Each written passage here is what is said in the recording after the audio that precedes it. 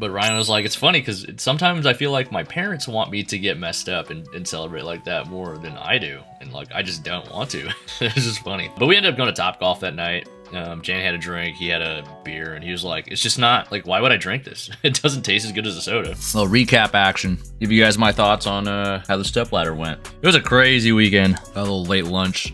Came home from PT, took a nap. It was like full-blown sleep. So the funniest part, that Ion Max that Ryan's throwing was mine. The fun part about bowling two-handed, just share bowling balls. See my balls. That's inappropriate, Kyle. This left lane was so tight down lane. All right, so here's the story behind the bowling balls. I made a trade. I swapped those for a few others, some inline balls. I think they got shipped out on Thursday or Friday. So in my head, I'm like, okay, it should be in by Saturday. So Saturday, this was the plan. We didn't bowl until 2. So I was thinking, I had to drill some balls. I drilled like 6 balls. 3 of them I didn't have to drill, but they were for one of the junior bowlers and he was coming to watch and help film. So I did that. The plan was to drill those balls, go get lunch. There's where I needed to go pick up my bowling balls, where we were gonna get lunch, and the bank that Tim Cagle needed to go to. He stayed at the house also. We're all in the same place. So I was thinking we could pick up lunch, Tim can go to the bank, I can get my bowling balls, come back, drill them, and then have them for qualifying. So I ended up not doing that. We just went straight to the bowl because I didn't want to have to rush. We order lunch, Tim goes to the bank, I go see if my bowling balls are in my P.O. box, and of course, they're there. So I'm like, ah, man, dang. So I don't drill them. We start qualifying. 3 games in, I'm leading the tournament. I'm feeling pretty good. The urethane ball's looking great. Then I get in the reactive, and I'm like, it's going away, you know. I was trying to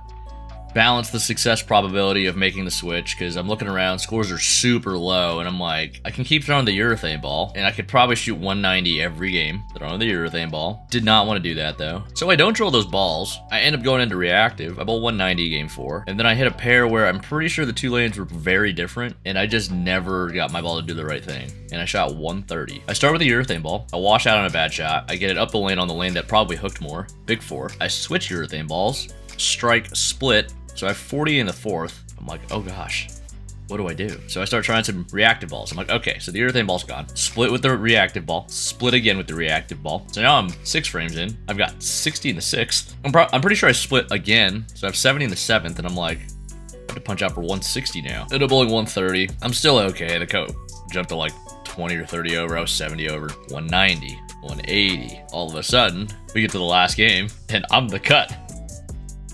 So I went from leading the tournament to being the cut. I bowled a pretty well bowled 206 game.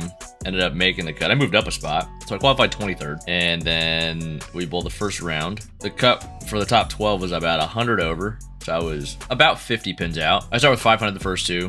I go skyrocketing into the cut. I'm feeling pretty good. I go like 190, 210. I make the cut pretty easily. Then we have the round of 12, which was 4 games. I started with 210.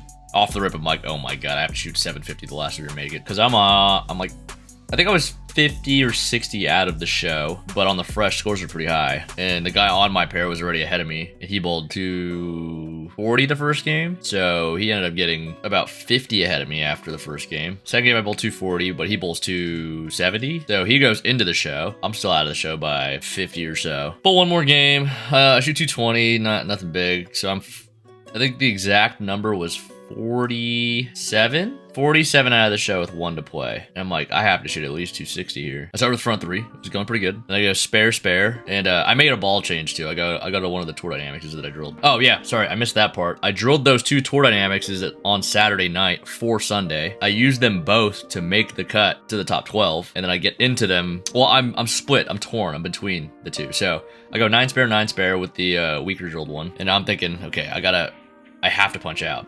So I try the strong one. I kind of left toed a little bit. It doesn't hold. I go Brooklyn and I strike. And I'm like, okay, I have to make a decision now. Do I go with the one that I know I can hit the 1-3 every time with, or do I go with the one that I know is going to strike every time? I end up going with the one the weaker one. I know I get the pocket every time with that one, so I go with that one. We're looking down the stretch, going to the 9th and 10th. I need them all for 237. I'm looking around. The guy on my pair that was bowling really good the first 2 games, bowling his way out. A couple of the other guys, one guy bowled his way out, bowled 170. And then my friend Fitz has to punch over 201 to get to 326 over. If I punch out, I get to 320. He has a double going into the 10th frame. I strike in the 9th. He super washes out first ball in the 10th. So I think at that point I only needed the first one, but I wasn't sure. So I get up there, throw all 3 in the 10th, and I'm making the show. So it was pretty crazy. Pretty crazy. Hey guys, sorry to take you away from the video. I just wanted to let you know that at 10,000 subscribers, we're gonna give away a bowling ball here on the channel. So subscribe, hit that red button down below. I really appreciate it. And let's get back to the action. There's a good amount of 2-2s, 5 2-2s. How much will a pattern flatten out sitting all day untouched? It'll change quite a bit. Like if you bowl on it right after it's oiled versus sitting for a half an hour, it's quite a bit different. I gotta tell you, it just shows how great he is. That rack was dog. Spare shooting, the swing definitely looks better. I worked on it a little bit when I came home from Arizona. My spares have been feeling pretty sus. I got starting to leak my swing out a little bit, or my push. So it created more of like a U shape on the way back. So the ball was getting out of the slot even worse than it normally is. Because the ball's already on the outside of my head a little bit on my spare shots. And I have to reroute it a little bit. But when it gets out just a little more, then things get really, really wonky for me. How hard is it to remember individual shots from a tournament if you watch it back? I remember almost everything. I'm a freak. I could probably tell you what happened on every shot, too. A good superpower to have. Takes up a lot of my mental capacity for other things, so maybe yes, maybe no. Hunter's like the two-handed Ryan Simonelli. Yes! Going a little more left to right, throwing it at the gutter, and gets it back for a strike. Tom Hess on the board. PBA Tommy! This one's special. I don't think I've ever won Player of the Year in the West, like outright. I won the COVID year, it was hybrid, Northwest and West, but it kind of feels like... That kind of felt like a COVID... It was a COVID win. I did feel very good in the stepladder. You know, didn't really feel nervous. Was very process oriented. Was thinking about the right things. Just kind of did my thing. I accepted everything that was going to happen, regardless of good or bad. Yeah, kind of like the Dodgers or the Lakers winning that year. Although one could argue it's even harder in that situation because everything's different. Like in the NBA, it was pure ball. No distractions. You know, guys were all confined in the same space and they all had to, you know, there weren't external factors changing results. Although it feels a little less legitimate because, for me, because I think I only bowled like 4 tournaments, but I don't think there were very many to bowl. He should win the championship too injured. That was a tough go. Jimmy Butler's a dog. I'm a Spurs guy. Finally back on the up. American Flyer, thanks for the 67. Man, it's 5.5 years is crazy. I don't think lane damage is common. Obviously, if you bowl more, it's more likely to happen. But if it happens a lot at your bowling center, then they just need to take it. I mean, the machines are probably old, or they just need to take better care of them.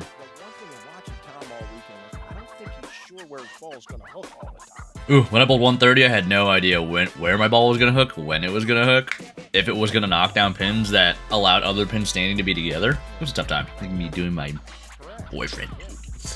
It's hard, right? That was a tough one. Thank you. Enjoy. One more time here. Look at that. The 6 stopped the head pin. Dirty. Why'd they do me like that? Oh! When he started walking off, I was sitting on a table all the way in the back at South Point. Like this. Has walked away. Which player of the year did you win? Cannot find it. It hasn't been announced yet, but the points, it's points based this year in the regions. I won the West region player of the year. Somebody else was almost going to win player of the year. My ball was doing the thing. On the right lane. The left lane was not. Had a ball cracking too after throwing it a 10-pin, missed it right, hit the lane. I've had that happen to a buddy in college. It sucked because it was a really good ball too. It was a disturb. He shot a spare, it bounced out of the pit, hit the back of the lane, and it took a chunk out of his ball. Got that one right early. Don't take too many risks at that tournament because you don't need to win. You just have to not die. That's always my mentality going in.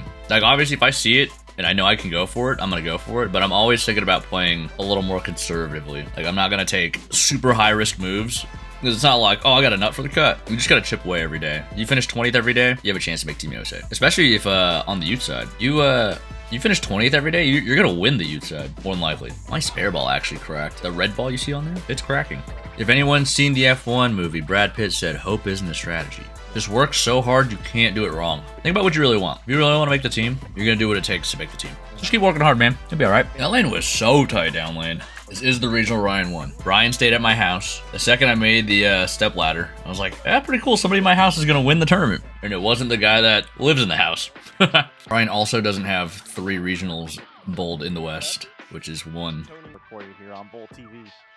Coming up here in December. When's the next league vid coming out? Some things are changing. If you guys haven't subscribed to the Vitamin D Tank channel already, I'd appreciate it if you guys do that. This stream is gonna go up on that channel, and I think we're gonna start moving League Night and the vlogs over to the Vitamin D Tank channel. I don't want them to go away, but just content strategy and all that. We're gonna start moving stuff over there. We want to grow that channel, and we also want to grow the current main channel. It's funny, Ryan actually threw shots to the right to help me too.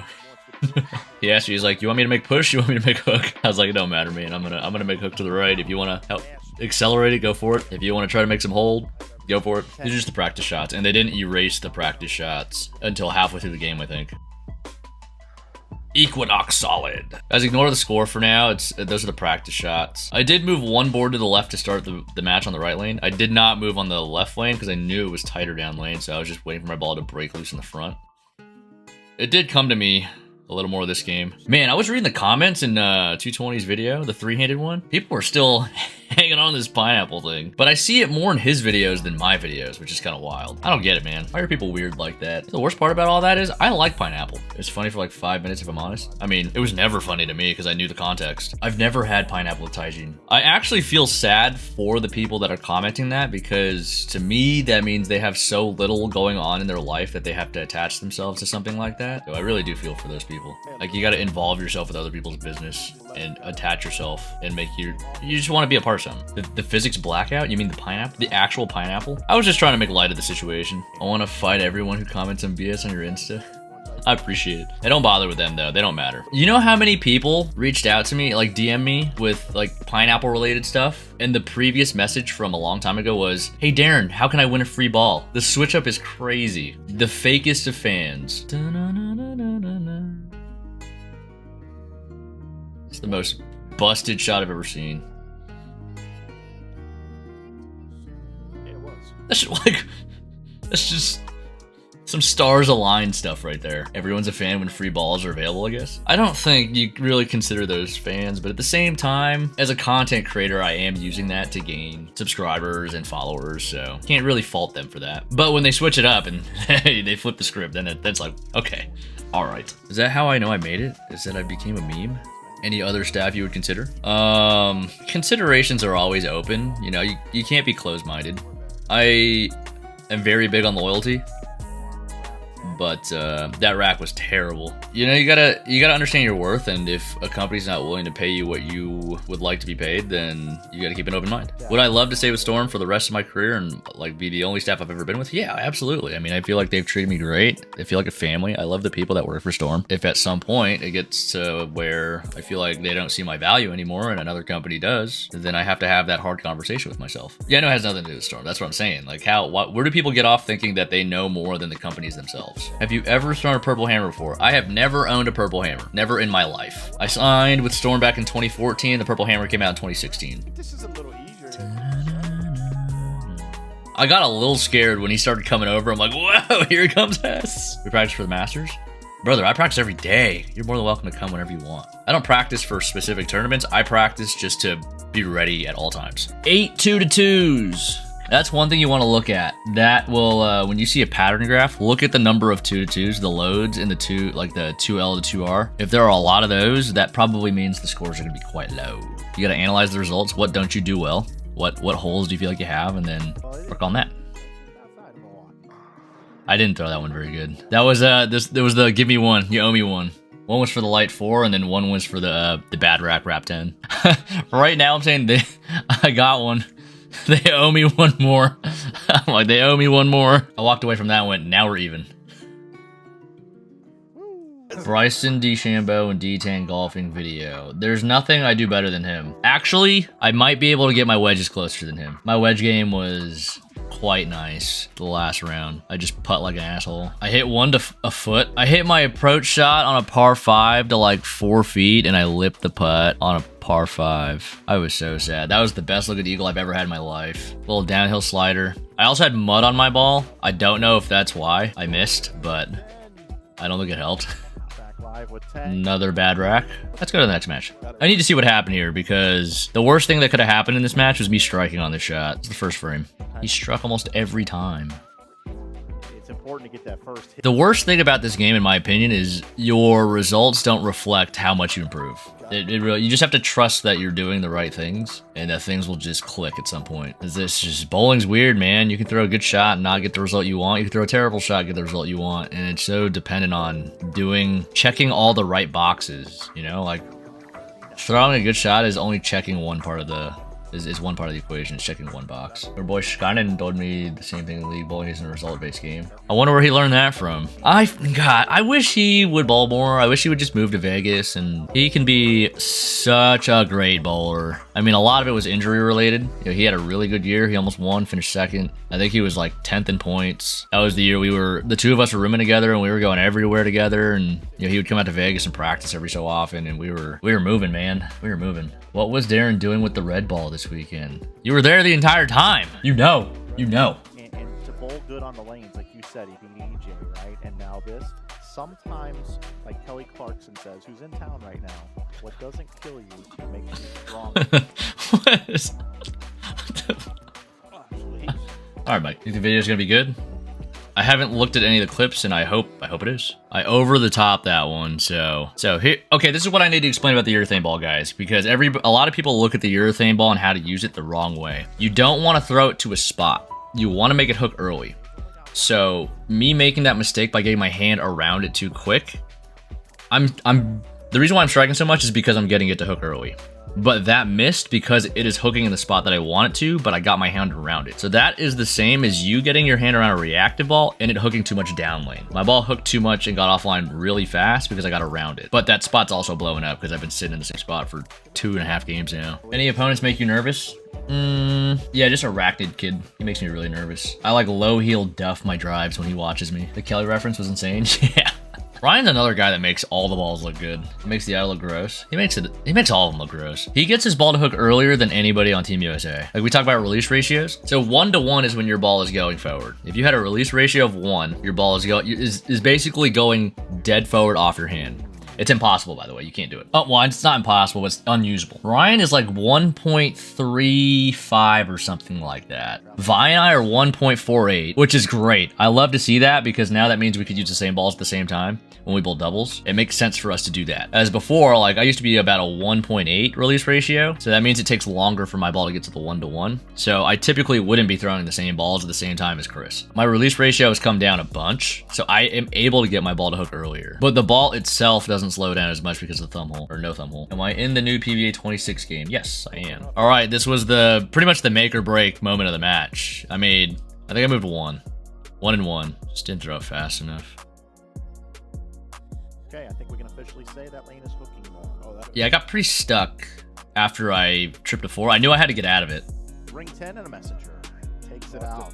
Ryan could not have looked more like his dad after that shot. Yeah, I was between, so I have 2 tour dynamics. If you guys have seen my post, 2 different layouts.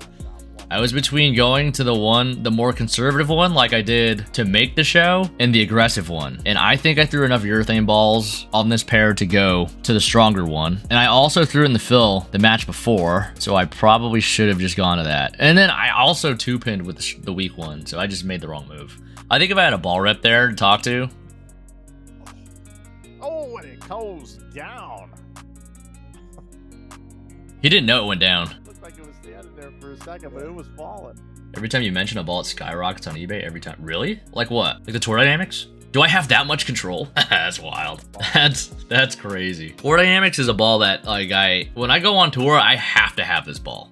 When I bowl team trials, I have to have this ball. Like, I just instantly feel way better about my ability to bowl well if I have this ball in my bag. Everything taken into consideration, I am already as good as I was. Oh man, now he one-handed. puts that one forward. He went backwards and forward. What's that all? Got it. He was going left. Sounds like a good amount of axis rotation. I had to stand there and look at the score and go, do I mathematically still have a chance? Or do I just get out of the way now? Yeah, this is the finals. 16 only 2 frames left for Barnes. Started giving it a little loft on the right lane. I bowled a good game. I just lost my ball reaction on the left lane a little bit. What's the hardest thing for you to perfect two-handed?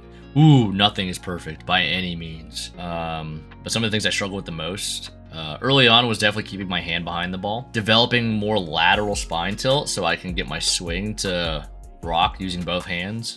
Because otherwise, if you're too tall, the swing just goes around your body and that makes you get around the ball more. But nonetheless, Like, you see how my head stays to the right now? I actually did not throw that one very good at all. I want to work on getting my hand a little more on top of the ball on the way back. I think it gets on the inside too fast, so it's hard for me to work the inside from there. Like, I've gotten a little bit better at holding it off and staying behind it longer, but still, when it's no good. Like, if it gets too far behind me too fast, I start wrapping my hand around it, and that's no good. What would be a drill to get my arm swing more under my shoulder rather than the outside? Feel like the ball is on the outside of your head. So, like, your head is to the right. Feel like the ball's passing on the left. That was it, guys. You know, my regional season ended about as good as it could have ended for my first year bowling on tour, or bowling two-handed, not on tour. My first full season on tour, two-handed's coming up, so hopefully if we can match the regional season, walk it over to 2 wins and a player of the year, that would be something. That would be something. Any memorable post-match combos with Ryan? Yeah, so we were driving home. We were driving back to the house. It's funny, he called his mom, and his mom was like, "You guys gonna go out to celebrate?" And Ryan's like, D-Tang's my guy. Like, he doesn't really drink. You know, we just kind of keep it low key. Like, I'm pretty sure I'm allergic. So it's never in my head to go, "Okay, let's go to a bar and let's get messed up. Let's go get hammered, whatnot." But Ryan was like, it's funny because sometimes I feel like my parents want me to get messed up and celebrate like that more than I do. And, like, I just don't want to. It's just funny. But we ended up going to Topgolf that night. Jan had a drink. He had a beer, and he was like, it's just not, like, why would I drink this? It doesn't taste as good as a soda. So it was kind of funny. I mean, that's probably what they did, when they won tournaments back in the day. They win, they go out and celebrate and do as they do. And we got done bowling, and we were like, kind of just want to go to sleep. It's a long day. I bowled 12 games that day. He bowled 10. Soda tastes better and has free refills. Facts. It's expensive, and it doesn't really do any good for you. Like, if people do it socially, okay, I get that. Like, I'll play blackjack socially, but I won't go play blackjack to try to like win a house. That's just my personal opinion, though. Like, I just don't drink. I can't drink. Like, it wants to leave my body as soon as it goes in my body. It doesn't feel good. I don't have a lot of reason to drink. I don't even really drink soda. Also 18, so I have no reason to drink. Well, that doesn't stop a lot of 18-year-olds, but good on you. Drinking is just taking the happiness from tomorrow. I've never heard it put that way. That's actually really smart. It's a very wise saying. I love soda from the bottom of my heart, though. I stopped drinking soda on a regular basis when I was 16. I don't know. I got these weird things that go through my head. I'm like, it doesn't do anything good for me, so why do I do it? I don't think I had a soda for like 5 years after I decided not to drink soda anymore. Which title was the sweetest so far as a two-hander? Oh, that's tough. So I have 2. I only have the 2. That's hard, though. That's really hard because, one, it's hard to beat the feeling of your first one, but I also beat the best player in the world for my second one. So it's hard. It's really hard to choose. Oh, gosh. Honestly, if I won this one, it might have been this one because of how it happened, because I almost missed the cut, and I basically had to sneak into every round. Like, I qualified 23rd, I made the cut by 7, and then I had to bowl really good to make the top 12, and then I had to bowl out of my mind the last game to even make the show. So I think how this one happened, if I won this one would have been the one. I'm gonna go with the first one, just because of how it felt. It validated the switch for me. The EJ one was cool, but it was a bracket, and like, I bowled really good through the bracket. I bowled really good pretty much all tournament, but I beat him in a 1-game match. It's a little different because the first one I won was 8 games at round robin. So it's basically total pins with bonus pins. And it's a lot harder to maintain a lead there and win that way than just beating somebody in 1 game. I gave AJ the beatdown, and then EJ, I put up a really good fight, and I got fortunate that he didn't strike first ball in the 10th. It's kind of weird to say, because that field definitely wasn't as strong. I got our local Masters coming up, so hoping to have a good showing there. Be going out to Korea for the Storm Cup. I've never made the show at that, so I would love to. Well, actually, no, I made it 1 time. I have made 1 show in Korea, and that was a crazy match too. Team trials is the big one for me right now. If I can make the team outright, if I could win that one again, two-handed, that I think my confidence would just be ridiculously high. Hopefully, I'm just gonna keep working every single day. I'm trying to figure out ways to get better and put the reps in. So we'll keep working, we'll keep trying, and hopefully the results keep on coming. Appreciate you guys watching. I'm hoping to stream at least a couple times a week before I ship out. If you guys hit the notification bell and you guys are in the Discord and all that good stuff, you'll know when I'm live. Appreciate you guys hanging out. If you guys want some of the newest jerseys coming out, be on the lookout on efx.co. Use my coupon code DATA if there's stuff on the website that you want right now. 10% off. I'll see you next time.